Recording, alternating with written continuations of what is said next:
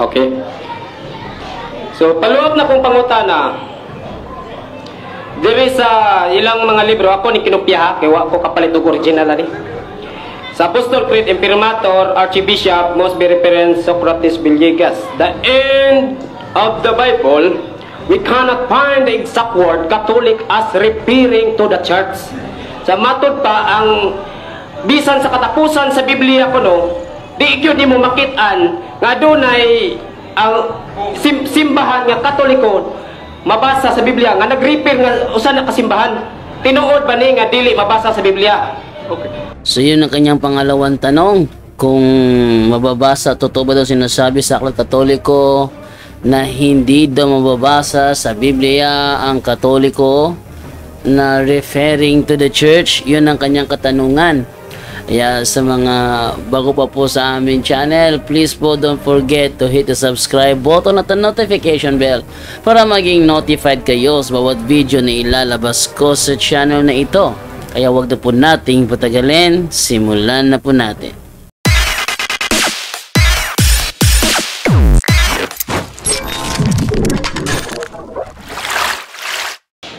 Okay.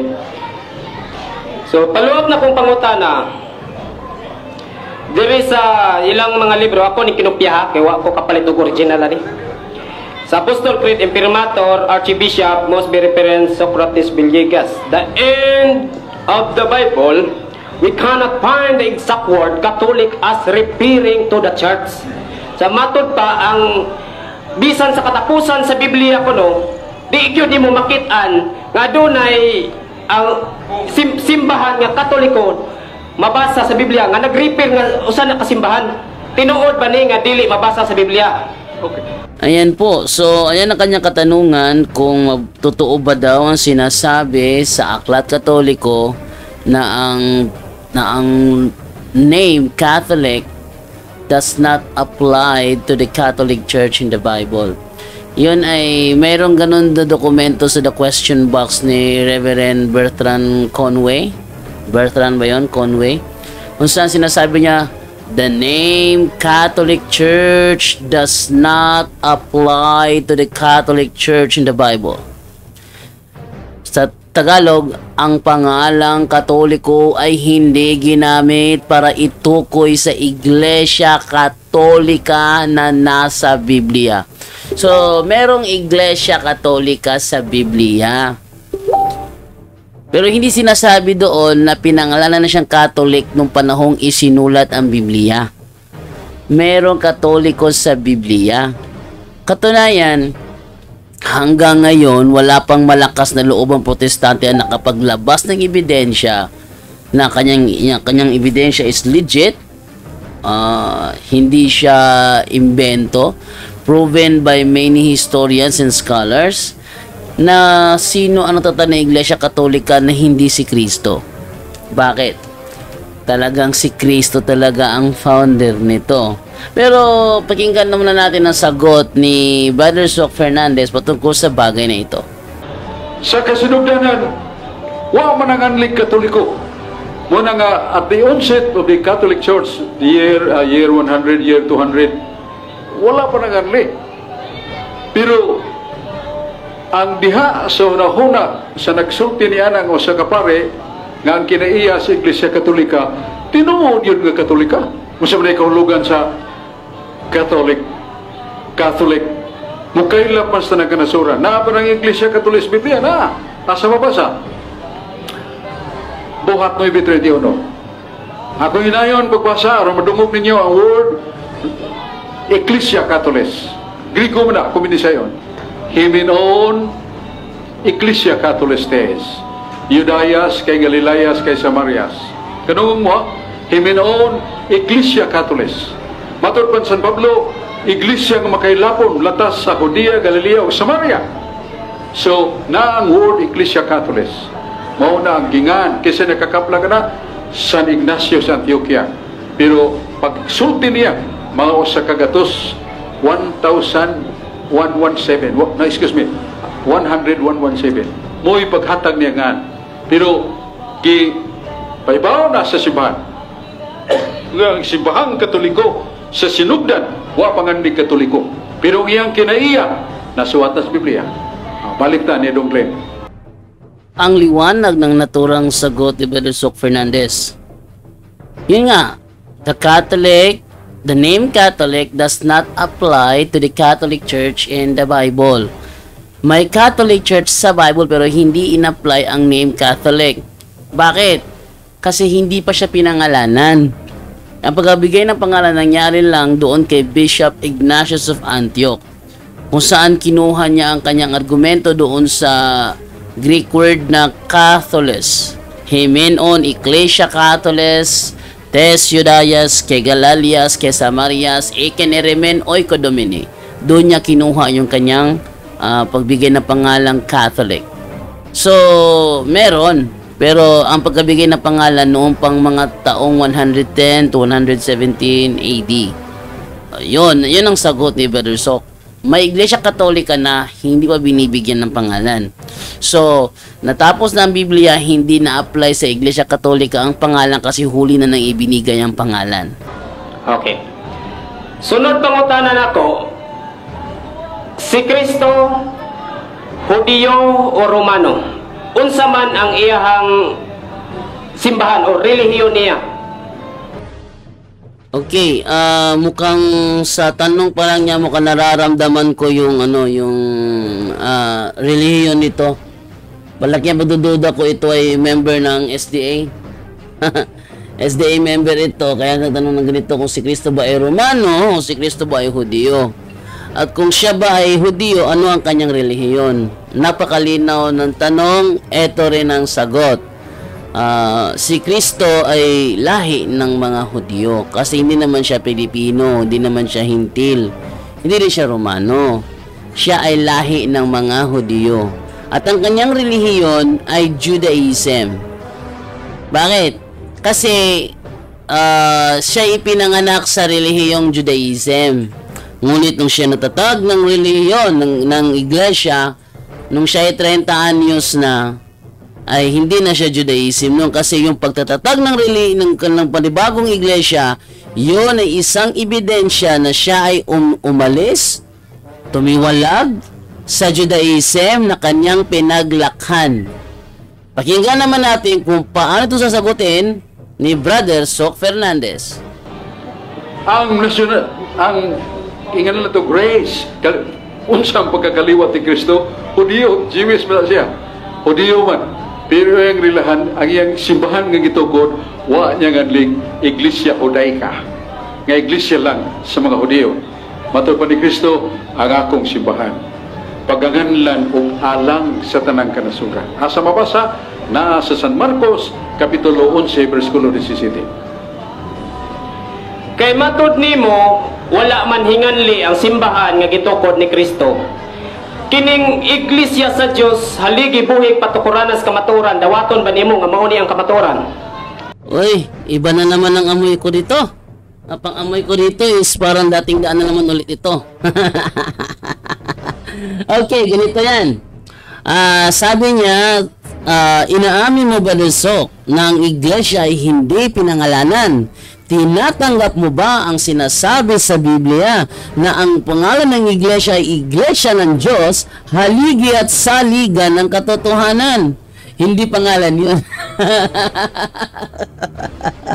Hindi pangalan yun, oy.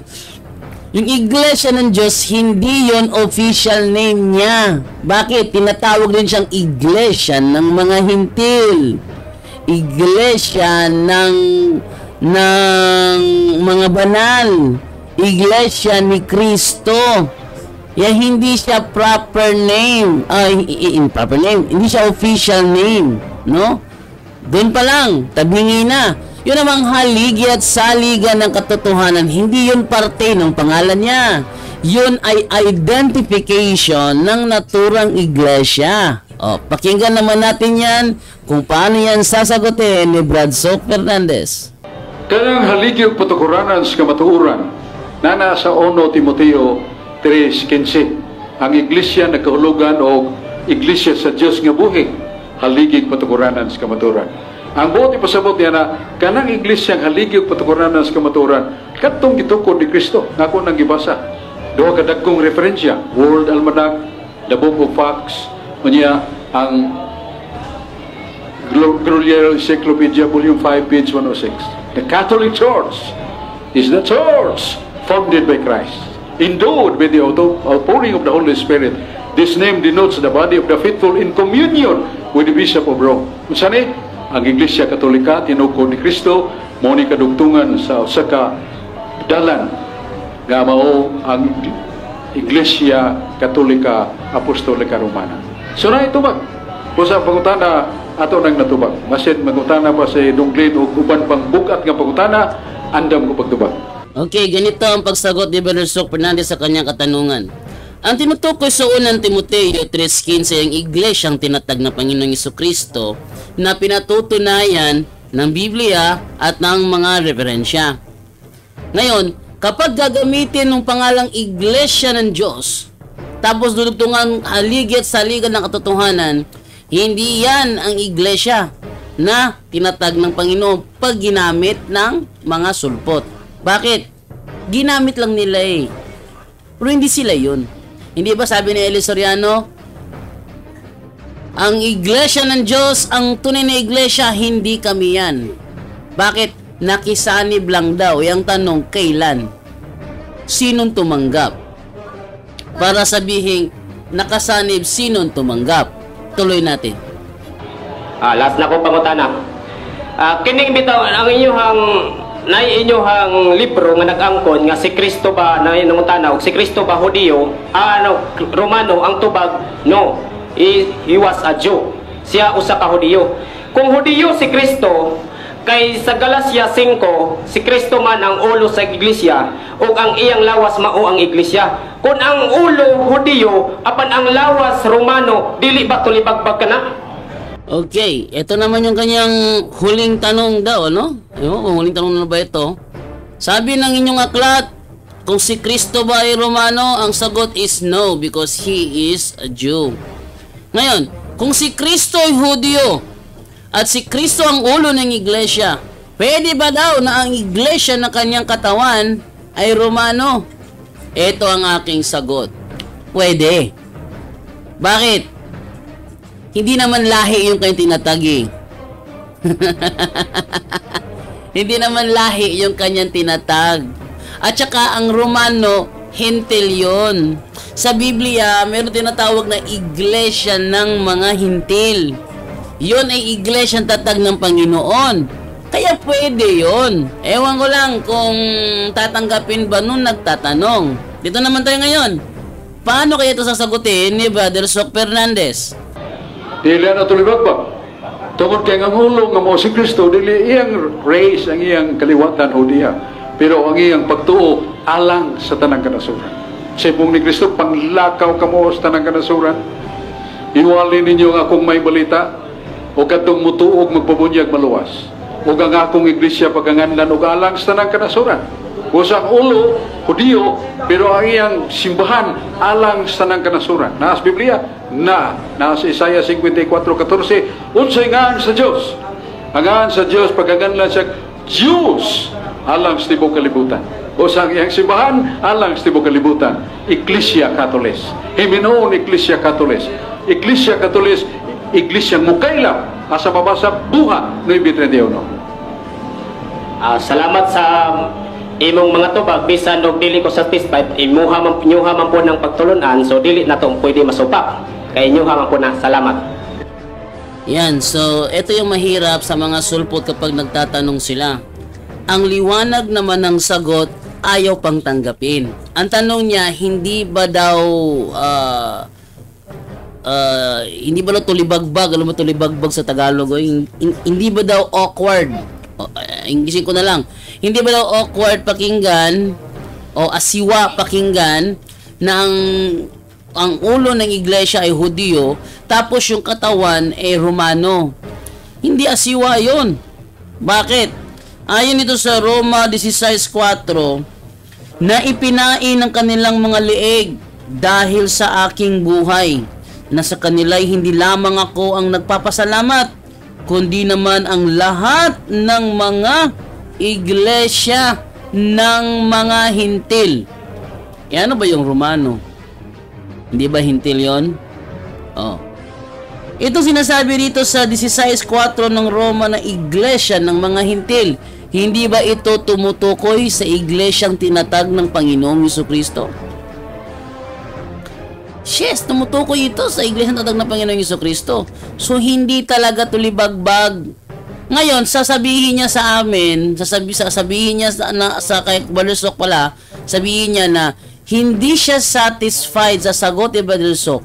Ibig sabihin ba na tutol siya doon sa sinasabing ang Romano ay pwedeng maging iglesyang tatag ng Panginoon? Malaking problema niya yon. Bakit? Simula sa Jerusalem, ayon pa dito sa Gawa 23:11, ganito ang ating mababasa, no?